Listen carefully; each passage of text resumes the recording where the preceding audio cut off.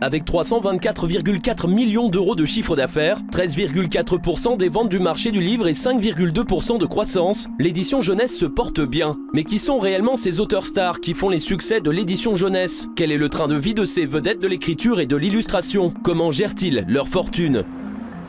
9h du matin, quartier UP de Paris. Nous avons rendez-vous avec Virginie Machin, la nouvelle vedette de l'album jeunesse. Bonjour. Je vous ouvre en fait parce que le bouton de la porte ne marche plus. Désolée. Le premier opus du Dindon de la farce vient de sortir et s'est déjà écoulé à plus de 10 000 exemplaires. Un incroyable phénomène est en route. Virginie caracole en tête des ventes. Vous n'avez pas d'ascenseur? Non. C'est quel étage? C'est au 7ème, mais vous en faites pas, ça fait les cuisses. Hein. Ouais. Vous ferez pas attention au bazar parce que j'ai pas eu le temps de ranger, j'ai eu trop de boulot en ce moment. L'appartement de Virginie Machin est à la hauteur de son succès. Salon design, Oui, enfin, Ikea quoi. cuisine américaine, Non, toujours pas. Ikea, Suède. Je vous fais un café? mais le plus exceptionnel reste au fond de l'appartement. À travers cette petite fenêtre, une vue imprenable sur la tour Eiffel. Oui, enfin, faut se pencher un peu. Qu'est-ce que vous? Enfin là, on voit surtout mon voisin qui est tout nu. Pas sûr que ça vaille la peine.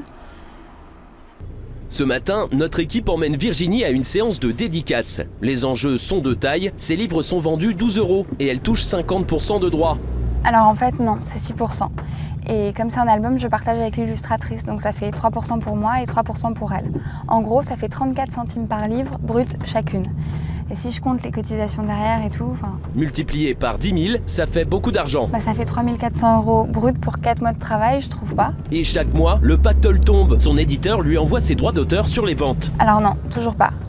En fait, on me paye les droits d'auteur au mois de juin. Mon album vient de sortir, on est au mois de janvier. Donc ça veut dire que je vais être payée dans 1 an et demi. Ça fait un peu long. Oui, mais vous avez été payé pour écrire. 800 € d'Avalor, monsieur. Ah ouais, c'est pas beaucoup. Non. Est-ce que vous pourriez prendre à droite, s'il vous plaît? Bonjour. Bonjour. C'est pour qui? C'est pour Nina. Nina? Super. Elle a quel âge? Elle a 4 mois. Je vous en prie. Et voilà. Bonjour. J'aurais trop voulu faire comme vous. Faire rêver les enfants, gagner ma vie avec ma passion, l'écriture, tout ça. Ouais. C'est un très beau métier. c'est D'ailleurs, sûr. j'ai un projet de BD, moi. Bon, oui, pardon. Bon, après, c'est super, mais en termes d'argent, c'est un petit peu compliqué, mais... C'est-à-dire Non, enfin, disons, disons que c'est pas la panacée, mais après, voilà, c'est un beau métier, vous avez raison. Voilà. Merci. Je vous en prie, Au monsieur. revoir. Bonne soirée, au revoir. Alors, elle est très sympa, mais elle a un peu de mal à parler d'argent quand même. Ouais, ça doit pas manquer. Elle a un appartement avec vue sur la tour Eiffel. Il paraît. Ouais, pareil.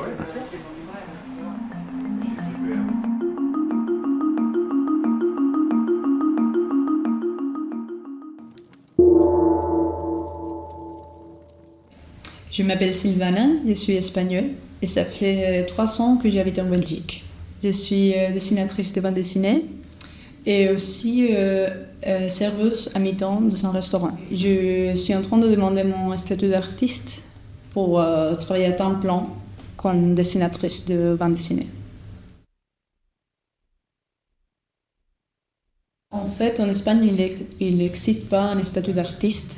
Tu as besoin d'avoir un travail à côté pour réaliser tes projets artistiques.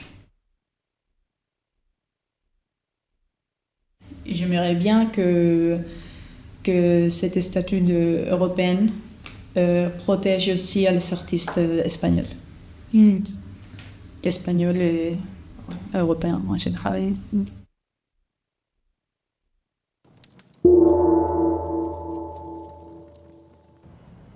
Bon, et tu y vas, hein? Tu donnes tout ce que t'as. Faut que ça vienne des tripes. Faut que toute la salle sente ton émotion. Que ça vibre. Ok.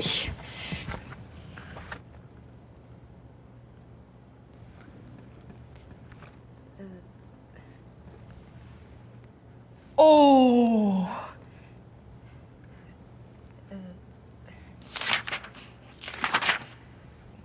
Mais quoi? C'est pas compliqué quand même. Mais à apprendre, non. Mais à jouer...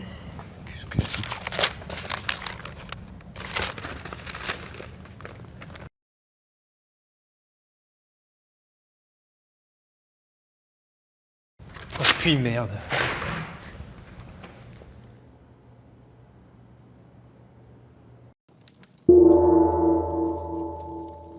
Nous sommes le CAAP, un acronyme pour dire le Comité pluridisciplinaire des artistes auteurs et des artistes autrices. Nous sommes un syndicat national qui défendons les intérêts moraux et matériels des créateurs et des créatrices, quel que soit leur domaine d'expression. Nous sommes unis, nous faisons un même métier et nous sommes confrontés aux mêmes problèmes systémiques qui durent et qui durent. Premièrement, d'ordre économique. Nous connaissons des problèmes d'ordre administratif. Nos interlocuteurs méconnaissent nos régimes, nos réalités, nos statuts. Et nous avons aussi un problème de dialogue social. Nous n'avons toujours pas accès à des élections professionnelles et la question du financement de nos syndicats est toujours sans réponse.